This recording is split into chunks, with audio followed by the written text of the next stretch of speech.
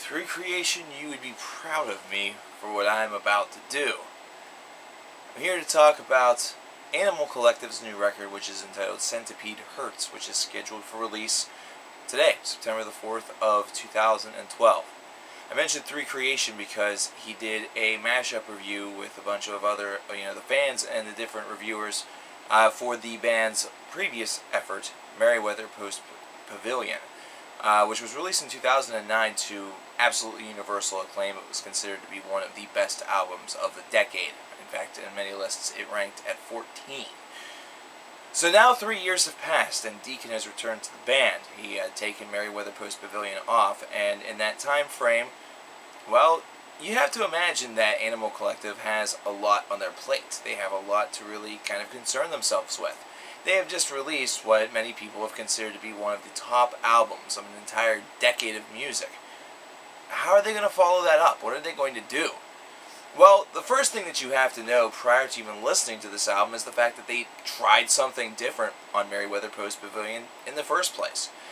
This band started off as an extremely experimental, almost avant-garde, psychedelic band that was able to really gain a lot of acclaim for just really bending the rules whenever it came to conventional music structure. And this is a band that, with Merriweather Post Pavilion, made a more accessible, kind of more poppy album that almost borderlines on, well, some people may even consider the Beach Boys. And it's true. Merriweather Post Pavilion just has a beautiful sound to it. The glow that this album radiates from your speakers whenever you're listening to it is absolutely impossible to 100% describe with accuracy.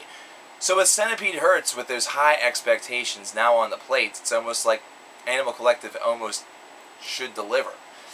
However, instead what they opted to do is to revert back to what the longtime fans really loved and what the longtime fans were extremely familiar with, and that's this band's real love and desire to just bend the rules of conventional music, to really dive back into that acid-laced kind of garage rock slash, I would say garage rock on acid or garage rock on mushrooms style of avant-garde experimental rock, and it's exactly what you're going to get with Centipede Hurts.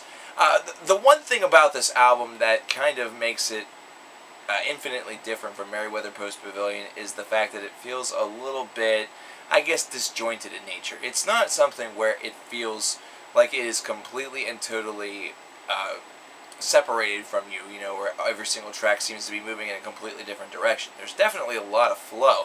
However, the flow is rough and rugged terrain at best. It's definitely a pathway that is being done in that setting, in that style, that it is the road less traveled. In doing so, what this does is that it immediately triggers that this is an album that is not going to be like Merriweather Post Pavilion. It's instead going to boast that real creative, that real, bending the rules side that I keep mentioning already in this video. And you have to give them a lot of credit for not sticking with what I guess you could say commercially worked. Instead, they opted to go back to what it is that they knew and they loved. And by doing that, they went back to the place where it all began. They went back home to Baltimore, Maryland. So there's a neat little fun fact for you there. This album really flows in a very interesting fashion. It's one that takes you on a journey that almost feels like your very psyche is being bent a little bit, and the resulting kind of disjointed feeling that you're able to that you feel, that they allow you to feel really whenever you're not kind of lost, is just something that feels haphazard. It feels very randomized, and it has a lot of it lacks a lot of connectivity that is really required in order to have an album that flows at a 100% perfect, pristine pace. This is, though, also an album that, in spite of all of this, really radiates, once again, from the speakers with a certain confidence, a certain swagger, a certain way in which this band has said, listen, this might not necessarily sound like Merriweather Post Pavilion, new fans that came in 2009 and since then. However, we're still Animal Collective. This is what we're known for. This is what got us to Merriweather Post Pavilion. This is our confidence side. And it really radiates through. There is a certain swagger to these tracks, regardless to the way in which they feel, whether they feel a little bit more on the gloomy edge or whether they feel a little bit more on the positive scale. This is an album that definitely emanates confidence, and it also is an album that certainly amongst those bumps definitely feels as though they're guiding you along, but just barely. They're letting you take this trek by yourself as much as possible. However, they're leaving you subtle clues along the way. That way you navigate the proper trail to get to the logical conclusion that they have developed. This may be an album that for a lot of the new fans, a lot of the fans that only know this band for Merriweather Post Pavilion, may seem like a confusing mess. It may seem like something that just will never ever appeal to them in any way, shape, or form whatsoever, and they will pine and moan and bitch for them to go back to the Merriweather sound. And while that's not a bad thing, considering the album is just so perfect, the band definitely needs to do a little bit of what they want to do, and that's exactly what they did. Old school fans of this band may also be a bit perplexed by it, maybe by the direction change and the gradual shift back, but also the body of the work certainly seems to have the same perplexing natures and the same kind of subtle differences to it that may even cause them to believe that this is not Animal Collective at their collective best, to be a little redundant. Overall, though, I think this is one of those albums that, when played repeatedly over the course of a week, is not only a grower, but one that will become well respected.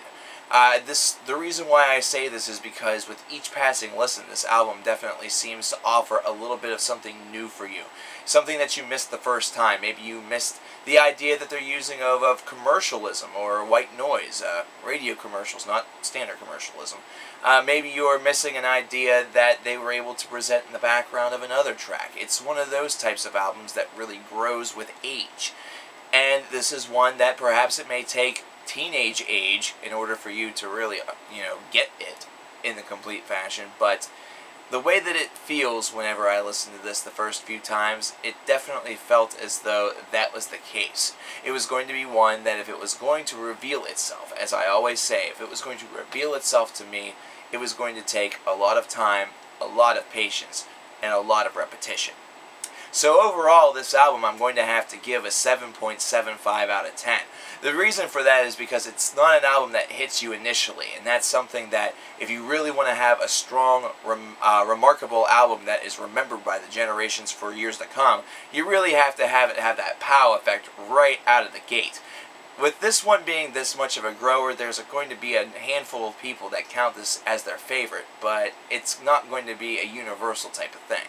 So overall, not a bad effort. However, I think a lot of people are going to be left rather disappointed after listening to Merriweather Post Pavilion. But hey, it's Animal Collective. They are an experimental bunch, and, well, that's what they love to do. So even if you don't like the album or don't like it as much, at least respect the band. And definitely give this album a listen for yourself. Definitely pick it up sometime in the next couple of days or whenever it's convenient for you, because for all intents and purposes, it is a damn interesting listen.